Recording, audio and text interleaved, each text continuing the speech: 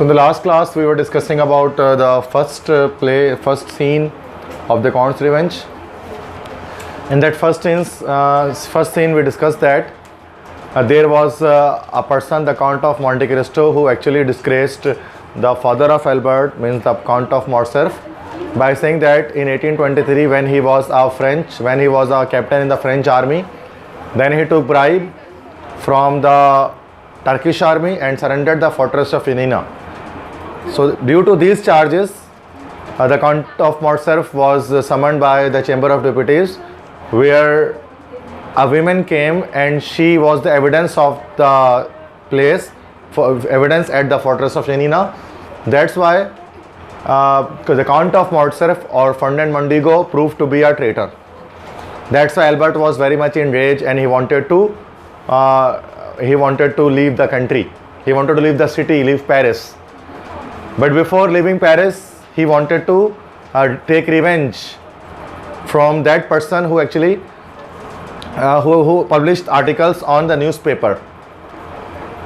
So after that, he came to know that his good friend, the Count of Monte Cristo, he was actually the snake of the grass, and he published articles against his father. That's why Albert wanted to take revenge from his friend, and he wanted to fight a duel with him, and he made Beauchamp his second. In the last of the scene, we came to know that the Count of Morcerf or Ferdinand Mondego, he did not know about the Count of Monte Cristo, and they both looked strangers. And why the Count of Monte Cristo did such a thing to the Count of Morcerf? So this was not known by the Count of Morcerf in the first scene. So ये तो हम बातें discuss कर चुके थे. Now going to discuss the second scene, scene number 2. And scene number 2 is not in where there was scene number 1. Scene number 2 है the Palace of Monte Cristo, where the Count of Monte Cristo lives, and it is a very handsome and a very beautiful palace on Champs-Élysées. तो ये आपको लग रहा होगा कि मैंने चैम्स एलिसिस लिखा है, बट इसको हम जो पढ़ते हैं इसकी जो प्रोनाउंसिएशन है दैट इज Champs-Élysées. Champs-Élysées लिखा जाता है चैम्स एलिसिस के लिहाज से, बट फ्रांस में इसको बोला जाता है Champs-Élysées. Champs-Élysées is the most famous street of the world, which actually leads to the Eiffel Tower in Paris.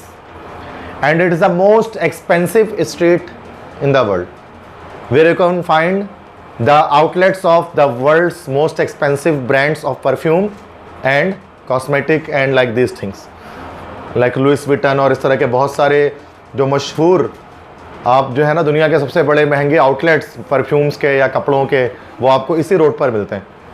जिस पेरिस के अंदर मौजूद है Champs-Élysées.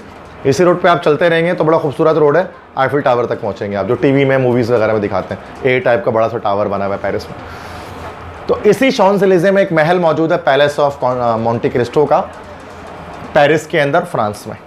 अब सीन इस तरह स्टार्ट होता है कि उसके महल के में एक हॉल है और हॉल के बीचों बीच एक सोफ़ा लगा है और सोफ़े पे the count of Monte Cristo बैठा है और उसके बिल्कुल बराबर में साथ में ही जो है वो टेबल रखा है. टेबल के ऊपर एक ट्रे है, ट्रे के ऊपर मुख्तलिफ गन्स रखे हुए, पिस्टल्स रखे हुए, और जहाँ पर वो बैठा हुआ है उसके उल्टे हाथ पे दीवार की साइड पे कहीं दूर दीवार पर एक टारगेट बना हुआ है. टारगेट आपने देखा होगा, इस तरह का टारगेट बना होता है शूटिंग प्रैक्टिस करने के लिए. Every now and then what he does कि वो एक पिस्टल उठाता है, उठाने के बाद फायर करता है और गोली बिल्कुल ठीक जो है वो बीच पर जाकर लगती है. यहाँ पे जब गोली उठा के फायर करता है बिल्कुल बीच में जाकर टारगेट पे गोली लगती है, मिड में बिल्कुल. उसका मतलब ये हो गया कि जो काउंट ऑफ मोंटे क्रिस्टो है वो एक्सलेंट मार्क्समैन है, या हम ये कह सकते हैं शार्प शूटर है. वो उसका निशाना कभी नहीं चूकता, और बिना देखे भी वो निशाना लगा रहा है तो वो निशाना बिल्कुल सही लग रहा है. उसके साथ ही पहलू में खड़ा है उसका दोस्त मोरेल, मॉन्सियोर मोरेल. मोरेल उसके पहलू में उसका दोस्त खड़ा है. मोरेल कहता है कि लगता है जैसे कि आज आप कोई ड्यूल लड़ने वाले हैं, तभी आप जो है वो प्रैक्टिस कर रहे हैं निशानेबाजी की. तो काउंट ऑफ मोंटे क्रिस्टो कहता है हाँ बिल्कुल, मैं जो है वो कल एक ड्यूल लड़ने वाला हूँ, कल सुबह सवेरे. तो मोरेल कहता है अच्छा आप ड्यूल लड़ना चाहते हैं तो किसके साथ आप ड्यूल लड़ना चाहते हैं, कौन है जो आपके साथ ड्यूल लड़ेगा. तो काउंट ऑफ मोंटे क्रिस्टो कहते हैं कि मेरा दोस्त एल्बर्ट वो भी आया था और मुझे ड्यूल की चैलेंज करके गया है बुशम के साथ, मैं उसके साथ ड्यूल लड़ूंगा। फिर वही मोरेल हैरत में आ जाते, कहते हैं वो तो आपका बहुत बेस्ट फ्रेंड है, वो तो आपका बेहतरीन दोस्त है, वो आप उससे क्यों ड्यूल लड़ना चाहते हैं? तो वो कहता है कि काउंट ऑफ मोंटे क्रिस्टो कि नहीं, मैं तो ड्यूल नहीं लड़ना चाहता उसके साथ, वो मुझसे ड्यूल लड़ना चाहता है, मैं तो उसके साथ नहीं लड़ना चाहता। उसने मुझे चैलेंज किया, मैं शरीफ आदमी हूँ और ये एक काउंट के लिए ज़रूरी है कि जब उसको चैलेंज किया जाए ड्यूल का तो उसको एक्सेप्ट करे। दैट्स वाई मैंने एक्सेप्ट कर लिया। लेकिन मेरी उससे दुश्मनी नहीं है, मैंने बस उसके बाप के ख़िलाफ़ जो है वो अखबार में ख़बर शाया किया था, इस वजह से जो है वो गुस्से में आ गया, वरना मेरी उससे कोई दुश्मनी नहीं है। तो वही फिर कहता है काउंट ऑफ मोंटे क्रिस्टो कि मैंने जो है वो मेरे पास थोड़ी देर पहले बुशम के पास आया था, ड्यूल की चैलेंज करके गया है। वैसे जिसको चैलेंज किया जाता है उसको जो है वो वेपन की सिलेक्शन करनी होती है, हथियार की सिलेक्शन करनी होती है। तो काउंट ऑफ मोंटे क्रिस्टो कहता है कि मैंने जो है वो एल्बर्ट से कह दिया था कि तुमको जो मर्ज़ी वो सेलेक्ट कर लो वेपन। तो उसने एक पिस्टल का वेपन सेलेक्ट किया है कि पिस्टल के जरिए हम लड़ेंगे। फिर वही कहते हैं कि देखो पिस्टल से मैं लड़ने वाला हूँ, कल मैं जो है एल्बर्ट को मार दूंगा। फिर वो जो है वो निशान फिर उठाता है, एक गन उठा के फिर टारगेट में एक फायर करता है बिना देखे, और वो बिल्कुल बीच में जाकर लगता है टारगेट में। लोग कहते हैं देखो मतलब मेरा निशान कभी नहीं चूकता, तो मतलब पहली गोली मुझे चलानी है कल और मैं एल्बर्ट को गोली मार दूंगा, वो मर जाएगा। तो कल जो है वो सुबह जो है वो इस तरह से 8 बजे ड्यूल है, 10 बजे तक मैं घर आ जाऊँगा, ठीक है, मतलब नाश्ता करेंगे फिर हम साथ में, कि बिल्कुल कॉन्फिडेंट होता है कि मुझे जो है वो उसको एल्बर्ट को मतलब मार ही देने। तो मोरेल को फिर कहता है count of Monte Cristo Morel से कि मोरेल तुम बताओ ड्यूल में तुम मेरे सेकंड बनोगे? तो सेकंड के बारे में क्या, मैंने कल लास्ट क्लास में मैंने डिस्कस कर लिया था सीन 1 में, क्या तुम मेरे सेकंड बनोगे? उसने बोला ठीक है मैं आपका सेकंड बनने के लिए तैयार हूँ। जब वो ये बोलता है तो उसी दौरान जो है बर्टूशियो जो उसका खादिम है, बर्टूशियो अंदर आता है महल में, और बर्टूशियो कहता है काउंट ऑफ मोंटे क्रिस्टो से कि एक खातून आपसे मिलना चाहती हैं। तो वो कहता है कि कौन खातून है वो? फिर वो कहता है कि बर्टूशियो कहता है कि पता नहीं, उसने नकाब लगाया हुआ है, उसने व्हील मतलब होता है नकाब, उसने जो है वो नकाब लगाया हुआ है, व्हील किया हुआ उसने, तो मुझे नहीं पता कि वो कौन है। तो उन्होंने बोला कि चलो ठीक है कोई बात नहीं, आप जो है वो मतलब उसको भेज दो। मोरेल फिर क्या करता है, मोरेल भी चला जाता है, वो कहता है ठीक है मैं जाकर डॉक्यूमेंटेशन वगैरह करता हूँ, कागज़ी कार्रवाई करता हूँ ड्यूल के लिए, चला जाता है मोरेल। देन खातून जब अंदर आती हैं तो वो अपना नकाब हटाती हैं तो पता लगता है कि वो तो काउंटेस ऑफ मोर्सेरिफ हैं, मतलब मर्सिडीज़ एल्बर्ट की वालदा हैं वो। तो वो आती हैं और आकर कहती हैं फ़ौरन से, मतलब उसके पास आती हैं काउंट ऑफ मोंटे क्रिस्टो के पास और कहती हैं don't kill my son Edmund dentis, मेरे बेटे को मत मारो। तो ये एडमंड डेंटिस जो उसका नाम है ना, वो किसी को नहीं पता है पेरिस के अंदर, ये कोई भी नहीं जानता पेरिस के अंदर कि इनका नाम एडमंड डेंटिस है। जब वो ये बात कहती है ना कि don't kill my son Edmund dentis, तो फिर काउंट ऑफ मोंटे क्रिस्टो कहता है कि अच्छा तो आपने मुझे पहचान लिया कि मैं कौन हूँ, मतलब पेरिस के अंदर आप मुझे पहचान चुकी हैं कि मैं कौन हूँ और किस तरह से आप मुझे जानती हैं। तो फिर वो मर्सिडीज़ कहती हैं मैं क्यों ना जानूँगी उस शख्स को जिससे आज से 20 साल पहले मेरी शादी होने वाली थी। इसको ज़रा सुनना, ये क्लाइमेक्स है कि मैं उस शख्स को कैसे नहीं जानूँगी कि 20 साल पहले जिससे मेरी शादी होने वाली थी। हाँ मैं तुम्हारी मंगेतर थी, मैं तुम्हारी फियोंसी थी, मुझे पता है। तो वो फिर वही अब तो मामला फिर वो कहती हैं आगे द काउंटेस ऑफ मोर्सेरिफ कि मेरी शादी तुमसे होने वाली थी लेकिन मेरी शादी तुमसे नहीं हो सकी, तो मैं ये साबित किया गया कि तुम गद्दार हो, और तुम्हें गद्दार कहकर जो है वो किसी काल कोठरी में फेंकवा दिया गया, और फिर मुझे ये ख़त मिला कि तुम मर चुके हो, तो इसलिए मैंने जो है वो फर्डिनेंड मोंडिगो से शादी कर ली, द काउंट ऑफ मोर्सेरिफ से। इसमें मेरी क्या गलती थी? मुझे तो यही बताया गया था कि तुम मर चुके हो। और अब एल्बर्ट मेरे बेटे की भी क्या गलती, तुम उसे क्यों मारना चाहते हो? मेरे बेटे ने तो तुम्हारा कुछ नहीं बिगाड़ा। तो वो कहता है हाँ मैं उसे बिल्कुल मारना ही नहीं चाहता, तुम्हारे बेटे ने खुद मुझे ड्यूल के चैलेंज की, मेरी लड़ाई तुम्हारे बेटे से कुछ भी नहीं है। वो एल्बर्ट ने मुझे जो है वो क्या किया है कि भाई चैलेंज किया कर, तो मैंने उस चैलेंज को एक्सेप्ट कर लिया, इस वजह से अब मैं उसको मार दूंगा कल सुबह, चूँकि पहली गोली मैं ही चलाऊँगा। तो कहती हैं फिर कि नहीं मेरे बेटे को मत मारो, मतलब मेरे बेटे ने तब मेरे शौहर ने तुम्हारे साथ क्या किया था, काउंट ऑफ मोर्सेरिफ ने उसे तुम्हारे साथ ऐसा क्या किया था कि तुमने उसके खिलाफ अखबार में खबर शाया कर दी, मतलब ऐसा क्यों किया, उसको तुमने बदनाम क्यों किया? ना तुम मेरे शौहर के खिलाफ ऐसा कुछ करते हैं और ना ही मेरा बेटा जो है वो तुम्हें आकर चैलेंज करके जाता। तो काउंट ऑफ मोंटे क्रिस्टो कहता है let me tell you a story, कि मुझे तुम्हें एक कहानी सुनाने दो, मैं तुम्हें एक कहानी सुनाता हूँ, ठीक है। और वो फिर एक कहानी जो है वो उसको सुनाता है कि भाई कि 20 ईयर्स अगो, 20 साल पहले मार्सेल के शहर में एक सेलर आकर रुका था। मार्सेलस क्या है भाई? मार्सेल जो है it is a coastal city of Spain. Marcel France का शहर नहीं है, स्पेन का शहर है। स्पेन का एक साहिली शहर है जहाँ पर एक बंदरगाह, उसको मार्सेल कहते हैं। असल में ये सारे लोग जो सारे कैरेक्टर्स हैं ना, they all are not French, they are actually Spanish थे। और स्पेन से ये लोग मतलब कहाँ हुए थे, शिफ्ट हुए थे फ्रांस के अंदर। ये जब हम मूवी देखेंगे फिर हमें समझ में आएगा कि स्पेन से ये किस तरह से ये लोग फ्रांस में शिफ्ट हुए। अभी जैसे मैं आपको बता रहा हूँ कि ये जो मार्सेल है ये कोस्टल सिटी ऑफ स्पेन है। तो वो कहते हैं 20 साल पहले मार्सेल के शहर में एक सेलर आया था। सेलर मतलब मल्ला, जहाज़रां, कश्ती चलाने वाला। वो इसलिए आया था कि बहुत लंबे सफ़र तय करने के बाद वो आया था, क्योंकि उसको शादी करनी थी एक ब्यूटीफुल कैटलन गर्ल से। ब्यूटीफुल कैटलन गर्ल, कैटलन किसे कहते हैं? Catalan means Spanish. स्पेनिश लोगों को कैटलन भी कहा जाता है। एक ब्यूटीफुल कैटलन गर्ल से शादी करनी थी जिसका नाम था मर्सिडीज। 20 साल पहले वो मल्ला जो है वो उस ब्यूटीफुल कैटलन गर्ल मर्सिडीज से शादी करने के लिए आया था, चूंकि उसकी मंगेतर थी। लेकिन वहीं पर एक और शख्स भी था जो उस मर्सिडीज से शादी करना चाहता था, जो नहीं चाहता था कि जो है वो उस सेलर की शादी इस मर्सिडीज से हो सके। वो एक फिशरमैन था, एक मछेरा था, और उस फिशरमैन का नाम था फर्नांड मोंडिगो। फर्नांड मोंडिगो नहीं चाहता था, वो फिशरमैन, वो मछेरा नहीं चाहता था कि उसकी शादी जो है वो कि जो सेलर है उसकी शादी मर्सिडीज से हो जाए। सेलर से मुराद ये काउंट ऑफ मोंटे क्रिस्टो है, मतलब ये एडमोंड डेंटिस। तो फिशरमैन ने अपने दोस्तों के साथ, ठीक है, उसने दोस्तों के साथ मिलकर एक जाल बिछाया, और एक जाल बिछाने के बाद ये साबित किया कि ये जो सेलर है मतलब जो एडमोंड डेंटिस है, एडमोंड डेंटिस शुरू में पहले एक सेलर था, जैसे वो शुरू में एक फिशरमैन था। ये जो सेलर है इसको साबित किया कि ये क्या है भाई, ये एक बोनापार्टे स्पाई है। बोनापार्टे स्पाई मतलब नेपोलियन बोनापार्ट के एक जासूस है। नेपोलियन फ्रेंच एम्पायर, जिसके बारे में आपने जो स्टूडेंट ऑफ फ्रेंच कैंप में भी पढ़ रखा है। तो नेपोलियन बोनापार्टे का ये स्पाई है, जासूस है। तो ये जो भी नेपोलियन बोनापार्ट के जासूस होते थे स्पेन के अंदर, उनको जो है वो काल कोठरी में फेंक दिया जाता था। तो झूठी गवाहों के साथ ये साबित कर दिया कि सेलर असल में बोनापार्टे का जासूस है। और उस तरह से क्या किया गया कि एडमोंड डेंटिस को या the count of Monte Cristo को डंजन में, एक अंडरग्राउंड डंजन में, जेर ज़मीन डंजन मतलब होता है काल कोठरी। काल कोठरी वो जगह होती है जहाँ पर इंसान को उसके मौत तक छोड़ दिया जाता है।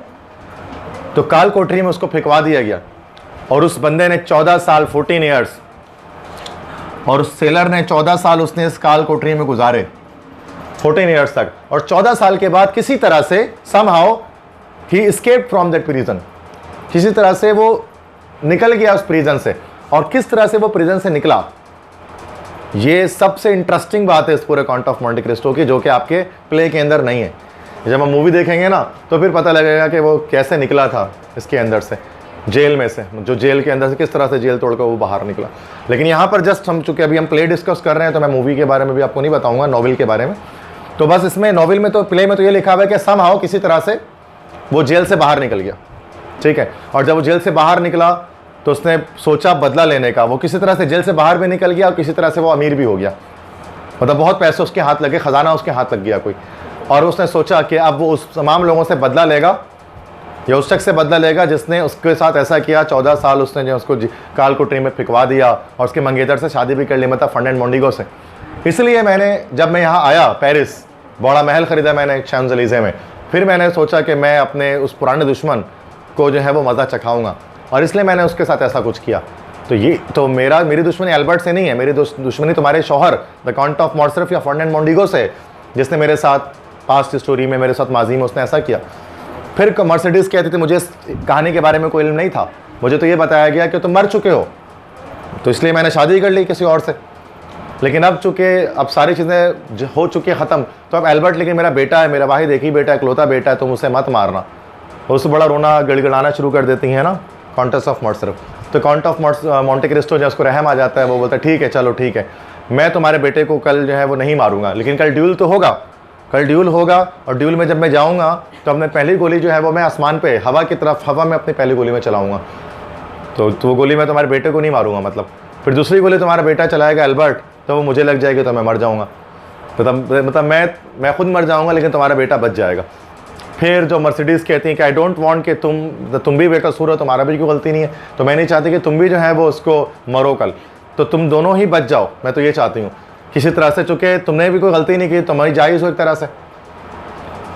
तो अब जो है वो मतलब वो कहना चाहती है कि तुम ड्यूल से पीछे हट जाओ, ड्यूल में जाओ ही नहीं तुम।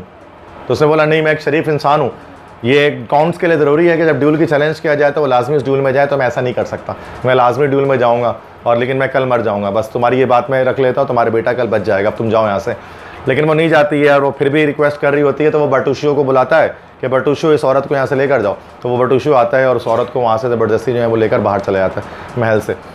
जब वो जैसे वो बर्टुशियो उसको बाहर लेकर जाता है तो मोरेल जो उसका दोस्त था कहानी के शुरू में, मतलब सीन 2 के स्टार्ट में, मोरेल आता है और वो कहता है देखें मैं सारे को डॉक्यूमेंटेशन कर ली है गवर्नमेंट ऑफिस से, अब यहाँ पर आपके साइन चाहिए, बस यहाँ पर आप साइन कर दें, मैंने अपना साइन कर दिया, आप अपना भी साइन कर दें। वो साइन कर देता है कि भाई ठीक है। तो और पता लगता है कि भाई ड्यूल जो है वो ड्यूल जो डिसाइड हुआ है, ड्यूल की डेट डिसाइड हुई है कि वो जो है वो 8 बजे 8 o'clock इन द मॉर्निंग, सुबह के वक्त 8 बजे ये ड्यूल होगा। और ड्यूल होगा कहाँ पर? ये ड्यूल होगा बॉयस डी विंसिनेस, बॉयस डी विंसिनेस में। और बॉयस डी विंसिनेस क्या है? It is a forest in Paris, Paris में एक जंगल है जिसका नाम है बॉयस डी विंसिनेस। तो बॉयस डी विंसिनेस के जंगलात में ये ड्यूल सुबह के 8 बजे लड़ा जाएगा। और वो कहता है मैं आपका सेकंड बनूंगा। तो बोलता है चलो ठीक है। फिर वो ड्रॉअर खोलता है काउंट ऑफ मोंटे क्रिस्टो और उसमें से एक और चीज़ निकालता है सीन 2 के अख्ताम में, और वो चीज़ होती है एक विल मतलब कह लो कि आप वसीयत निकालता है। और वो कहता है कि ये मेरी वसीयत है, क्या खुदा न खास्ता क्या पता मुझे कल कुछ हो जाए, या अगर मैं मर जाऊँ तो फिर मैं वसीयत करना चाहता हूँ और जायदाद अपने किसी के नाम करना चाहता हूँ। तो वो वसीयत में पहले अच्छा 2 गवाह चाहिए होते हैं, तो पहले वो मोरेल का साइन कराता है, फिर बर्टुशियो से कहता है कि तुम भी इसमें अपना साइन करो। तो बर्टुशियो भी जो है वो अपना साइन इसमें कर देता है। मतलब उसको पता होता है काउंट ऑफ मोंटे क्रिस्टो कि कल उसको मर जाना है, तो उसने वो पहले ही विल या वसीयत को साइन करवा देता है कि अगर मुझे कुछ हो जाए तो मेरी सारी दौलत जो है वो इस बंदे के नाम हो जाएगी। उसमें किस बंदे के नाम होगी ये बात उसमें नहीं लिखा होता है, ना इसको प्ले में बताया गया, बट वो वसीयत लिखवाता है सीन 2 में। ठीक है, तो यहीं पर क्या होता है सीन 2 ख़त्म हो जाता है। बात समझ में आ गई? तो सीन 2 के यहाँ पर ख़त्म होता जाता है। यहाँ पर अब बहुत सारी आपको जो इंपॉर्टेंट बातें पता लगती हैं कि आखिरकार क्यों काउंट ऑफ मोंटे क्रिस्टो ने जो है वो उसके खिलाफ जो है खबर छाया की अखबार में, क्योंकि काउंट अपना रिवेंज लेना चाह रहा था, बदला लेना चाह रहा था। अब सही बात समझ में आ गई? कोई मसला यहाँ तक? No issues. अब उसके बाद सीन 2 के बाद हम आते हैं लास्ट सीन में, दैट इज सीन 3। ये लास्ट सीन है जहाँ पर स्टोरी एंड होगी। सीन 3 वहीं पर हो रहा है जहाँ पर सीन नंबर 1 हुआ था, same, that is rue du Helder, palace of Morcerf. Palace of Morcerf जिस रोड में है उस रोड का नाम रियो डू हेल्डर है, सीन 1 में लिखा था। तो वहीं पर जो है वो सीन नंबर 3 चल रहा है। फिर से वही सीन नंबर 1 में जो हॉल था वही सीन नंबर 3 में भी हॉल है, और इस हॉल के बीचों बीच बैठी हैं कौन? The countess of Morcerf. और अब बेचैनी के आलम में आगे पीछे ठहल रहा है जो है वो द काउंट ऑफ मॉर्सर्फ, फर्डिनेंड मोंडिगो। वो घड़ी में जो है वो घंटी बजती है, पता लगता है घड़ी में जो 9 बजे का वक्त हो रहा होता है। तो वो ये कहता है कि 9 बज गए हैं, 8 बजे ड्यूल लड़ना था, 1 घंटा हो गया है, अब तक जो है वो एल्बर्ट नहीं आया हमारा बेटा। तो काउंटेस ऑफ मॉर्सर्फ कहते हैं कि घबराओ मत, तुम्हारा बेटा जल्दी आ जाएगा, तो फिर और सही सलामत आ जाएगा। तो काउंट ऑफ मॉर्सर्फ कहते हैं कि नहीं, वो सही सलामत कैसे आएगा, वो तो सही सलामत आ ही नहीं सकता। तो उसकी तो लड़ाई होगी काउंट ऑफ मोंटे क्रिस्टो के साथ जो बेहतरीन शार्प शूटर है, और पहली गोली भी वही चलाएगा, और मेरी गोली हमारे बेटे को लग जाएगी तो उसकी ब्लड स्टेन कॉर्प्स, मतलब जो है वो ब्लड स्टेन कॉर्प्स से मुराद ये कि उसके खून में लथड़ी हुई कफन, खून में लथड़ी हुई लाश उसकी आएगी हमारे पास, बेटा नहीं आएगा। वो कहती है नहीं, हमारा बेटा नहीं मरेगा, हमारा बेटा ज़िंदा रहेगा। तो काउंट ऑफ मॉर्सर्फ कहते हैं कि कैसे तुम्हें ऐसे बात इतनी जो है वो वसूख के साथ कैसे ये तो बात तुम कर सकती हो इतनी कॉन्फिडेंटली कि वो मरेगा नहीं। तो वो कहती हैं कि मेरे बेटे की जो जान की कीमत चुकाएगा एक शरीफ इंसान, एक ऑनरेबल पर्सन उसकी जान की कीमत देगा, the count of Monte Cristo. फिर वो गुस्से में आता है, काउंट ऑफ मॉर्सर्फ कहता है कि जिस शख्स ने मुझे इतना रुस्वा कर दिया, जलील कर दिया, तुम उसके बारे उसको तुम एक ईमानदार इंसान कहती हो। अच्छा, इसका जवाब जो है वो काउंटेस ऑफ मॉर्सर्फ ने कुछ भी नहीं दिया। काउंटेस ऑफ मॉर्सर्फ ने कहा कि मैंने और अल्बर्ट ने इरादा किया है कि जैसे ही वो ड्यूल ख़त्म करके यहाँ पे आ जाएगा तो हम पेरिस छोड़कर चले जाएंगे। तो फिर काउंट ऑफ मॉर्सर्फ शिकवा करता है कि जब मुझे तुम लोगों की ज़रूरत है तो तुम मुझे छोड़कर जा रहे हो, तुम ऐसा नहीं कर सकते। उसी दौरान फिर क्या होता है कि दरवाजे से मतलब मेन गेट से बुशम्प अंदर दाखिल होता है। बुशम्प जो सेकंड होता है एल्बर्ट का, दोस्त है एल्बर्ट का, बुशम्प आता है और तो फ़ौरन से मर्सिडीज़ उसके आगे बढ़ के कहती हैं, कॉन्टेस ऑफ मॉर्सर्फ आगे बढ़ के कहती हैं कि क्या हुआ, मेरा बेटा कहाँ है, वो कहाँ रह गया। तो बुशम्प कहता है हाँ वो भी आने वाला होगा, मेरे पीछे पीछे ही आ रहा है वो। थोड़ी देर के बाद एल्बर्ट भी दाखिल हो जाता है।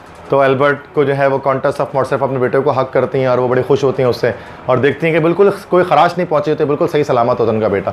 वो कहते थैंक गॉड कि तुम मतलब कि महफूज हो और तुम्हें कोई चोट नहीं पहुंची है। अब जब कॉन्ट ऑफ मॉर्सर्फ देखता है कि उसका बेटा बिल्कुल सही सलामत है, तो वो भी उसको गले लगने के लिए, हक करने के लिए उसको जाता है, लेकिन उसका बेटा जो है वो पीछे हट जाता है। एल्बर्ट कहता है कि वालिद साहब, जिससे पहले कि आप जो है वो मुझे गले से लगाएं, मुझे आपको कुछ बताना है। वो ये कि मैं ड्यूल लड़ने गया तो था आज, लेकिन मैंने असल में ड्यूल लड़ा ही नहीं है काउंट ऑफ मॉन्टे क्रिस्टो से। आज मैं ड्यूल लड़ने गया था लेकिन ड्यूल नहीं लड़ा मैं। तो वो कहते हैं क्यों भाई ड्यूल क्यों नहीं लड़ा तुम तो ड्यूल लड़ने गए थे मेरी इज़्ज़त की खातिर।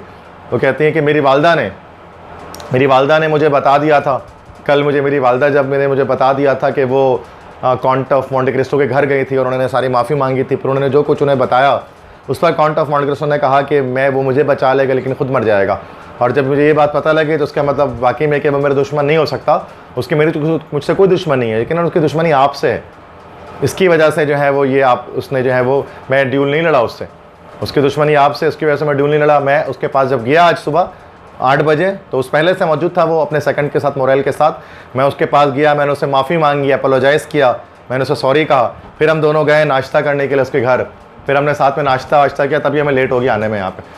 अब वो कहता है कि तुम क्या बात कर, तुमने दुश्मन को माफ़ कर दिया, उसके साथ तुमने बैठकर नाश्ता किया, ऐसा तुम कैसे कर सकते हो, मतलब वो तो मेरा दुश्मन है सख्त। तो मतलब उसने तो मुझे बिला वजह में उसने जो है मुझे इतना बदनाम किया। तो जो है वो एल्बर्ट कहता है उसने बिला वजह में आपको बदनाम नहीं किया है, उसके पास एक स्ट्रॉन्ग रीज़न था बदनाम करने के लिए आपको। तो काउंट ऑफ मॉर्सर्फ कहते क्या रीज़न था कि क्यों मुझे बदनाम किया। तो वो कहता है कि ये बात तो आपको काउंट ऑफ मॉन्टे क्रिस्टो खुद ही बताएंगे जब वो आएंगे, तो ये मैं नहीं बताऊँगा आपको। थोड़ी देर के बाद क्या होता है कि हॉल के अंदर जो है वो the count of Monte Christo भी दाखिल होते हैं। इस तरह से रूडो हल्डर में पैलेस ऑफ मॉर्सर्फ के अंदर अब काउंटेस ऑफ मॉर्सर्फ भी हैं, काउंट ऑफ मॉर्सर्फ भी हैं, एल्बर्ट भी है, और इस तरह से बुशैम भी है, और इस तरह से काउंट ऑफ मॉन्टे क्रिस्टो भी, सारे लोग हैं। काउंट ऑफ मॉन्टे क्रिस्टो अंदर दाखिल होते हैं हॉल के अंदर, और फिर काउंट ऑफ मॉर्सर्फ आगे बढ़ते हैं और कहते हैं कि मैंने सुना कि मेरा बेटा आज सुबह आपसे ड्यूल लड़ने के लिए गया था। तो एल्बर्ट को काउंट ऑफ मॉन्टे क्रिस्टो कहते हैं हाँ आपका बेटा आया था ड्यूल लड़ने के लिए एल्बर्ट मेरे पास सुबह। तो उसने कहा कि फिर आपने ड्यूल क्यों नहीं लड़ा उससे। काउंट ऑफ मॉन्टे क्रिस्टो कहता है कि उसने खुद ही मुझसे माफ़ी मांग ली, और जब माफ़ी एक बंदा मांग लेता है तो फिर ड्यूल ख़त्म होता है, ड्यूल लड़ने की ज़रूरत ही नहीं पड़ती है फिर, इसलिए मैंने ड्यूल नहीं लड़ा उससे। तो फिर गुस्से में आता है काउंट ऑफ मॉर्सर्फ, वो कहता है कि मेरा बेटा तो छोटा है, एक जवान लड़का है, इसको क्या पता है इज़्ज़त और इसके बारे में, ड्यूल तो बड़े लोगों के लड़ने की चीज़, हम जैसे नवाबों के लड़ने की चीज़ है। तो आओ मैं तुम्हें अभी इसी वक्त ड्यूल की चैलेंज करता हूँ, I am challenging you right now. तो और वो क्या करता है कि अपने जेब से जो रिवॉल्वर निकालता है काउंट ऑफ मॉर्सर्फ और तान देता है उसको किसके पास भाई, काउंट ऑफ मॉन्टे क्रिस्टो के पास। काउंट ऑफ मॉन्टे क्रिस्टो कहता है अच्छा ठीक है सही है, हम यहाँ पे ड्यूल लड़ेंगे, लेकिन क्या तुम ये नहीं जानना चाहते कि मैंने तुम्हारे खिलाफ अखबार में खबर क्यों शाया की, मैंने तुम्हें फंसाया क्यों, ये बात नहीं जानना चाहते। वो बोलते हैं नहीं मैं तो तुम्हें जानता ही नहीं, तुम तो बिल्कुल अजनबी हो, मैं तुम्हें कैसे जानता हूँ, और मैं नहीं जानना चाहता कि तुमने क्यों मुझे रुस्वा किया। फिर काउंट ऑफ मॉन्टे क्रिस्टो बताता है कि याद करो अच्छा 20 साल पहले तुमने एक सेलर था जिसका नाम एडमोंड डेंटिस था, तुमने उसको झूठे कहवाओं में फंसाया, झूठे इल्ज़ामात में फंसाया कि वो नेपोलियन बोनापार्ट का स्पाई है, और उसको तुमने अंडरग्राउंड डंजन में भिजवा दिया। तुम्हें याद है वो शख्स, अब वो पूरा फ्लैशबैक होता है उसके माइंड में काउंट ऑफ मॉर्सर्फ के कि यार मैंने वाकई में ऐसा कुछ किया था। और जब वो फिर उसकी आंखें फटी रह जाती हैं, वो कहते हैं यू आर एडमोंड डेंटिस, तो तुम एडमोंड डेंटिस हो। फिर वो जो है वो क्या कहता है कि it seems like you have come from the grave, I am sending you to the grave again. वो कहता है ऐसा लगता है कि तुम कब्र से वापस आ गए हो निकल के, तुम तो मर गए थे ना, तुम कब्र से निकल कर कैसे आ गए वापस अपने, मैं तुम्हें दोबारा वापस कब्र में भेज देता हूँ। वो ये कहने के बाद फिर क्या करता है, वो गोली जो है वो चलाने के लिए ट्रिगर दबाने वाला होता है। उसी दौरान एल्बर्ट और बुशम्प वो दोनों भाग कर आते हैं, दोनों भाग कर जाते हैं अपने वालिद साहब के पास, उनका हाथ मोड़ देते ताकि वो गोली ना चला सके। लेकिन वो गोली क्या होता है, हादसाती तौर पर गोली चल जाती है। अब गोली जब चलती है तो वो गोली जो है वो काउंट ऑफ मॉर्सर्फ के पेट में ही लग जाती है। वो जब उनके पेट पे गोली लग जाती है, आखिरकार क्या होता है कि काउंट ऑफ मॉर्सर्फ जो है नीचे गिर जाते हैं, और खून जो है उनका जो है वो बहना शुरू हो जाता है फ्लोर पे, फर्श पे। एल्बर्ट खड़ा होता है, तो एल्बर्ट खड़ा होता है और खड़ा होकर कहता है द काउंट इज़ एवेंज्ड, मतलब वो खड़ा होता है, वो देखता है तो कहता है काउंट इज़ एवेंज्ड, कि नवाब ने अपना बदला ले लिया, काउंट ने अपना रिवेंज जो है वो ले लिया, नवाब का बदला पूरा हो गया।